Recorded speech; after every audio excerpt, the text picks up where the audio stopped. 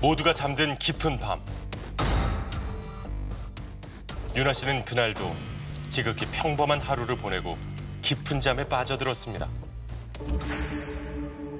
평화롭던 일상이 깨진 건 30대로 보이는 한 남성이 그녀의 집을 방문한 후부터였는데요. 누구죠? 여자 기는 소리랑 그러니까 여자가 막 하는 소리랑 어디서 막 쿵쿵거린다고. 뭐지? 우리 집에서 무슨 비명 소리를 들었던 것 같은데 그 소리 들으니까 소리를 막 끼치더라고. 2시간 뒤 수건을 머리에 쓰고 아파트를 빠져나가는 남성. 그의 행동은 어딘가 석연치 않습니다. 그때 옷이랑 바지랑 상하이가 전부 다 바뀐 거죠. 바지까지 바뀐 거예요? 이제 껴입은 거죠. 기존에 자기가 입던 옷에. 슬리퍼도 바뀌었고. 수상한 남성이 다녀간 뒤 숨을 거둔 채 싸늘한 시신으로 발견된 여성. 아이고. 도대체 그녀를 살해한 범인은 누구일까요? 같은 직장에 다니던 선배의 이제 여자친구죠. 네? 회사 선배의 약혼녀를 성폭. 한 여성의 억울한 죽음 뒤 놀라운 비밀이 밝혀졌는데요. 범행 시인하십니까? 죄송합니다. 충격적인 사실은 살인범이 전자발찌를 차고 있었던 성범죄자였다는 겁니다. 전자발찌를 채워도 결국 충동을 억제하지 못하고 지인의 약혼녀를 성폭행하려다 살해한 사건. 만약에 성도착증으로서 만약 치료 명령을 받았다라면 이런 끔찍한 사고는 일어나지 않았을 것입니다. 감추고 싶었던 살인범의 과거가 하나씩 수면 위로 드러나기 시작합니다. 멈춰버린 윤아 씨의 봄날. 그녀는 왜 이런 비참한 죽음을 맞게 된 걸까요?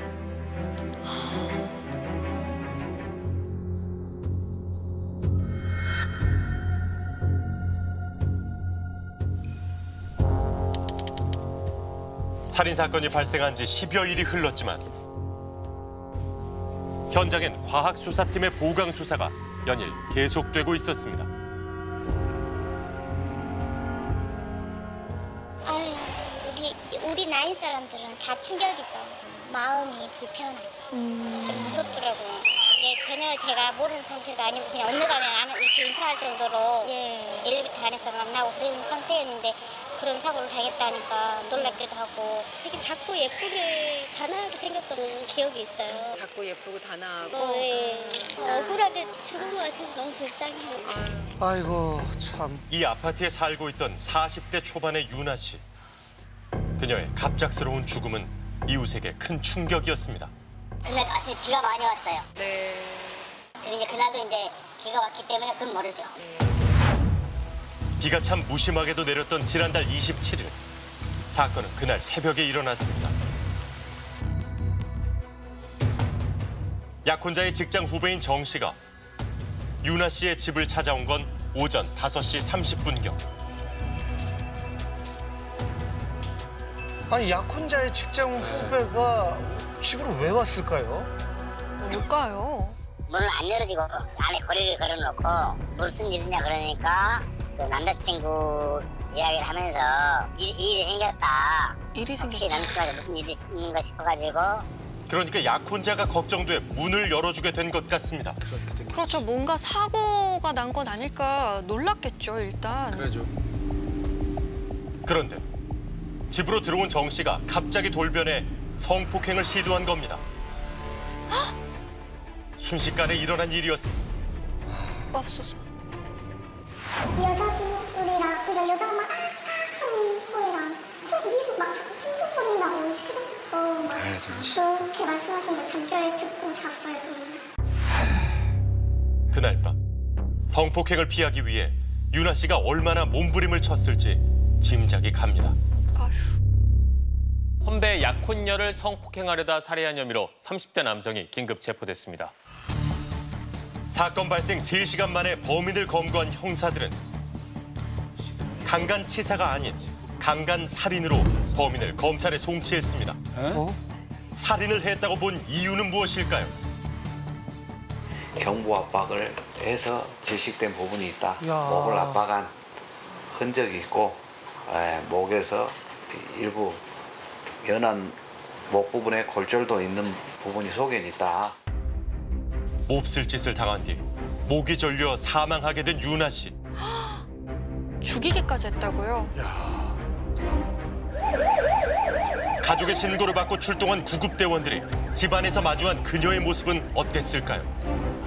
저희 맥박을 확인해 봤는데 이제 멈춰져 있는 상태였고 시간이 좀 많이 지나다 보니까 관절 같은 게 다 굳으셨더라고요. 아이고. 별다른 외상이 보이지 않아 언뜻 보기엔 자다가 심정지로 사망한 것으로 생각했답니다. 그런데 수상한 무언가를 발견하게 됩니다. 혹시 상처 있나 상처 확인하려고 이제 확인을 하려고 봤는데 이제 뒤통수 쪽에 출혈이 있고 나뭇잎이 같이 있어가지고 저희가 그 부분이 침대에 있는데 나뭇잎이 있을 이유는 없으니까 그래서 저희는 돌아오면서 나뭇잎이 있던데 그거는 왜 있는 걸까?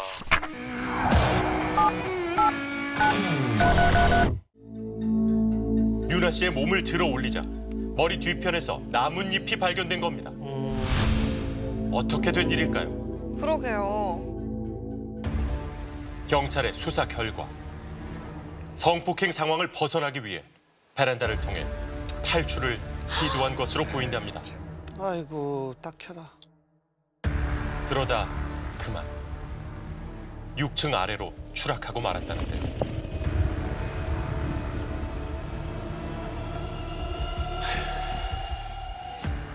그러니까 아마도 지금 피해자 입장에서 보면 죽는 것보다 성폭행 피해를 당하는 게 더 싫은 이런 이제 공포스러운 그런 상황이었던 걸로 보여요. 그러다 보니까 결국은 뛰어내리는 투신을 선택을 할 정도로 성폭행 피해를 어떻게든 피해보고자 노력을 했던 것으로 보입니다.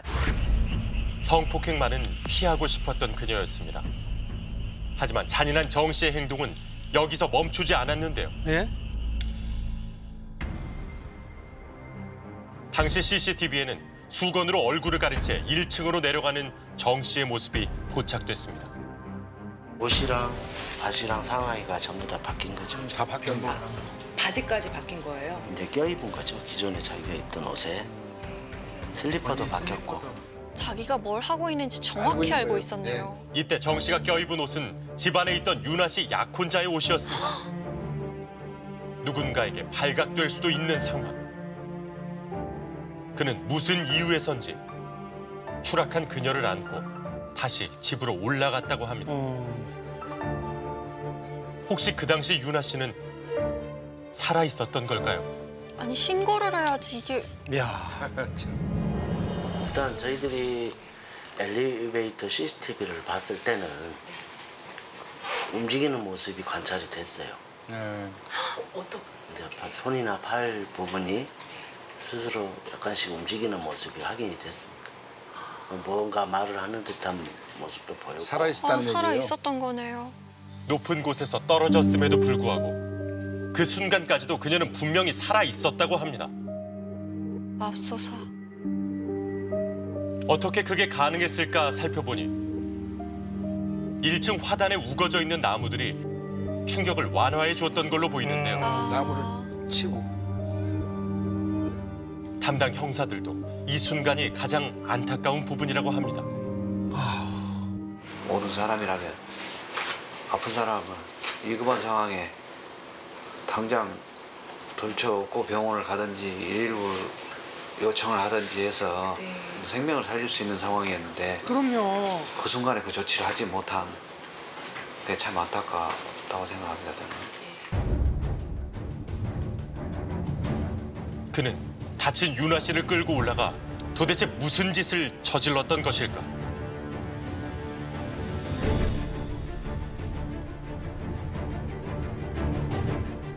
그녀는 그토록 성폭행을 피하고 싶었지만 다시 끌려온 후 더 이상 사지를 움직이지 못한 채 몹쓸 짓을 당했고 맙소사. 그 후에 살해당했습니다. 아니 저게 사람이 할 짓인가요? 너무 끔찍하네요 정말. 아니 어떡해. 빠져나오기 전에 이불까지 딱 덮어놓고 나왔어요. 저 바지를.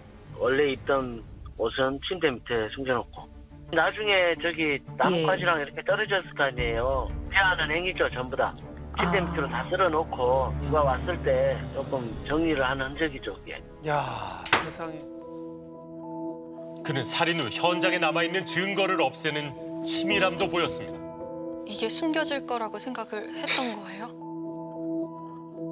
그리고 이번에는 엘리베이터가 아닌 계단을 이용해 우산 쓰고 내려. 사건 현장을 유유히 빠져나갔습니다. 우산에 수건에. 정 씨의 모습이 CCTV에 다시 포착된 건 차로 10분 거리에 있던 본인의 집 앞. 그는 주머니에 숨겨둔 본인의 슬리퍼를 꺼내 신고 참. 유나 씨의 집에서 신고 나온 신발을 휴지통에 버리는 모습을 볼 수 있었습니다.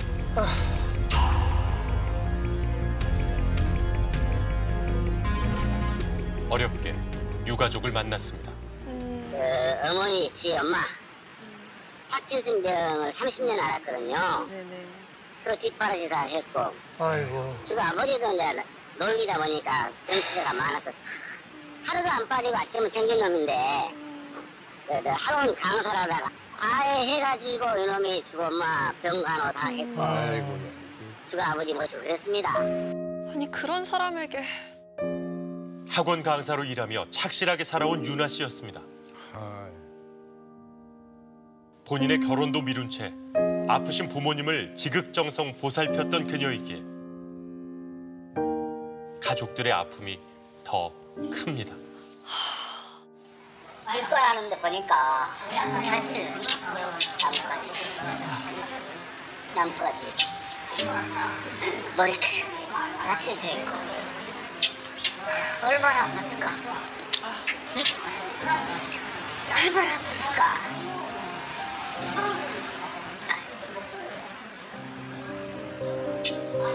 제가 손을 잡으면서 엄마한테 잘 가라, 엄마한테 잘 가라.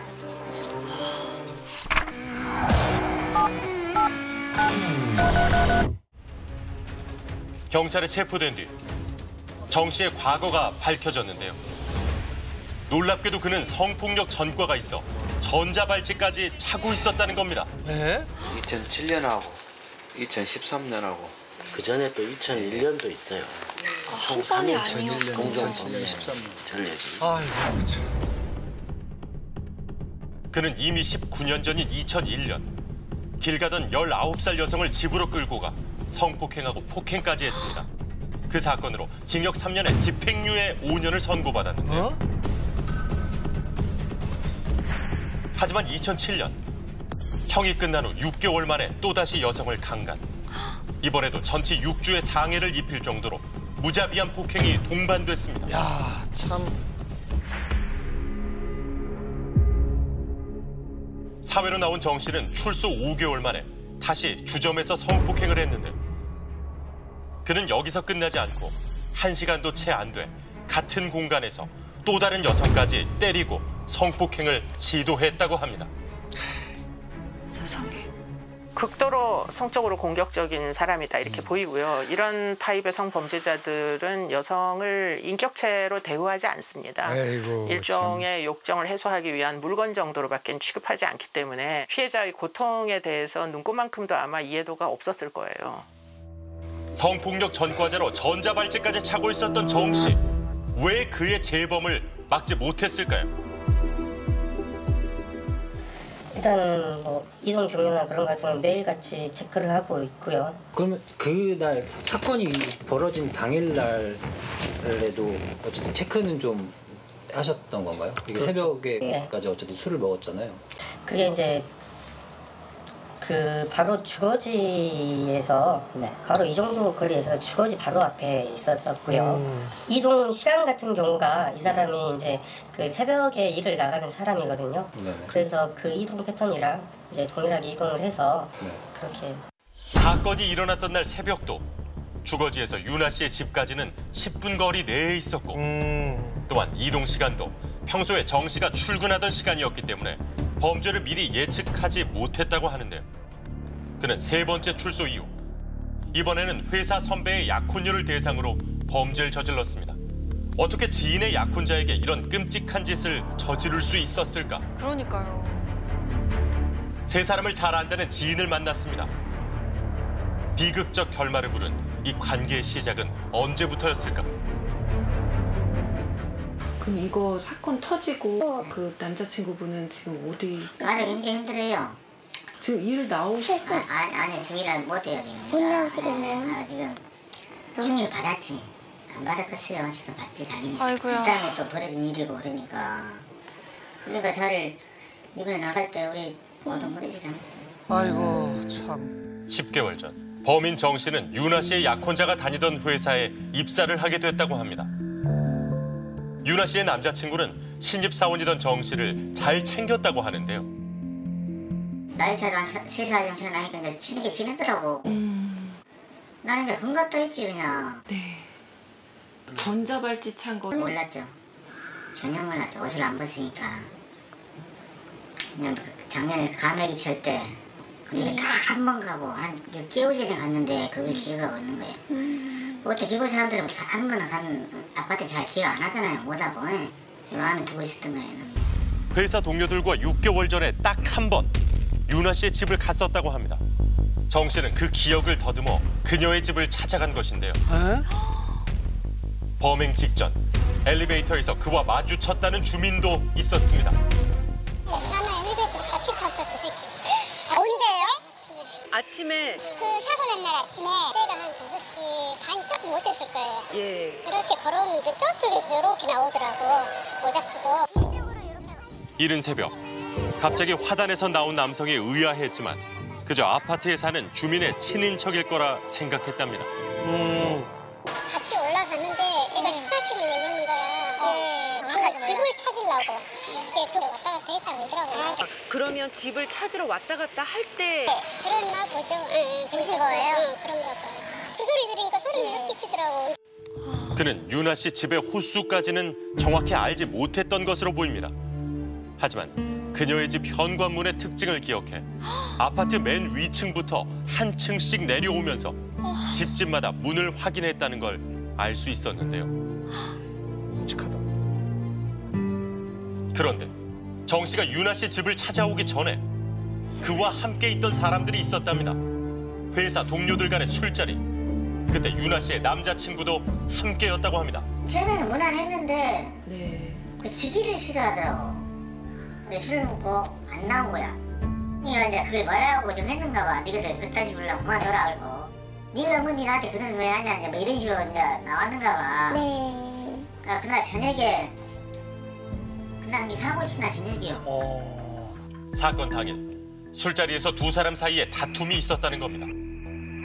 같이 술을 마시다 유나 씨의 약혼자가 취해서 잠이 들자 정 씨는 자기 집으로 가지 않고 곧장 유나 씨의 집으로 향했다는데요. 세상에. 그렇다면 선배와 다툰 뒤 안갚음을 하기 위해 그의 약혼녀를 찾아간 것은 아닐까?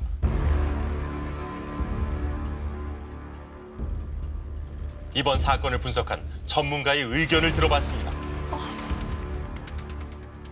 그러니까 내가 선배 대신에 복수를 이 약혼녀에게 복수를 하겠다라는 의미를 찾아갔다라는 것보다는 아마 그 약혼녀가 가지고 있었던 어떤 물건이나 어떤 뭐 냄새나 어떤 옷차림이나 어떤 행동 이런 것들이 본인의 어떤 성적 흥분을 만족할 수 있겠다라는 기대감이 있었기 때문에 작정을 하고 찾아간 게 아니었을까 처음부터. 아 참. 성범죄 목적이라는 거죠. 전문가는 특히 정 씨가 가학적이고 공격적인 성향을 가지고 있다는 것에 주목할 필요가 있다고 합니다. 사실 이번 사건에서 보면 떨어져서 거의 죽기 직전인 환자를 끌고 올라가서 성폭행을 했다는 거죠. 말도 안 되는. 그러면 이거는 분명히 성적 가학증이라고 봐야 되는 겁니다.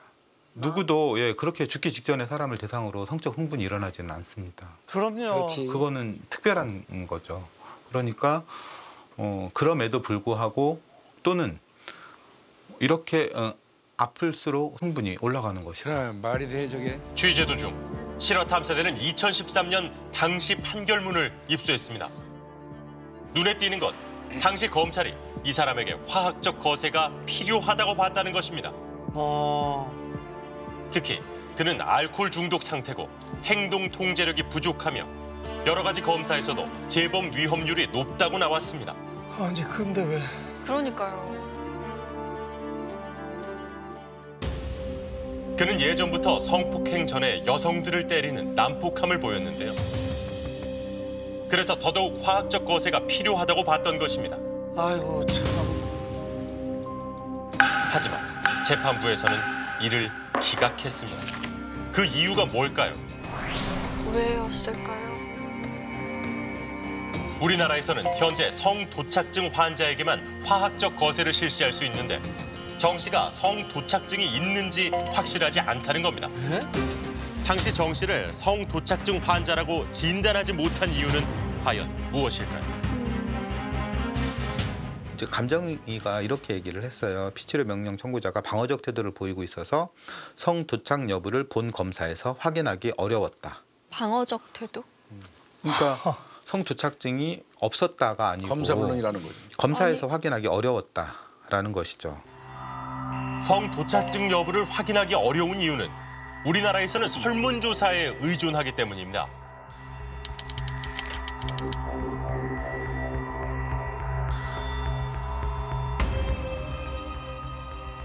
당사자가 협조를 하지 않으면 진단 자체가 거의 불가능하다고 합니다. 에?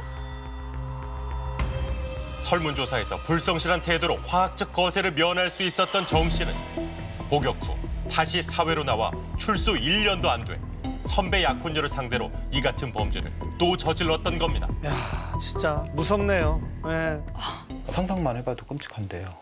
내 아내가 내 가족이 그렇게 아픈데 내가 어떤 성적 만족을 얻겠다라고 이렇게 강행을 하는 건 누가 봐도 금수만도 못한 짓이라고 생각을 하고요. 이렇게 인성이 부족한 사람들이 세상에 자꾸 나타나고 있다는 게 상당히 좀 끔찍해 보입니다. 재범 가능성이 굉장히 높은 사람들이 만기 출소를 해서 사회 내에서 생활할 때 비록 인권 침해가 있더라도 국가가 나서 가지고 다양한 이제 개입을 해야 되는 거죠. 어쩌면 그 일은 안 일어날 수도 있었던 일인지 모릅니다. 지켜주지 못한 유나 씨의 미소가 아프게 다가옵니다. 효녀로 불릴 만큼 마음이 참 예뻤던 유나 씨. 그곳에선 고통 없이 행복하길 바라겠습니다.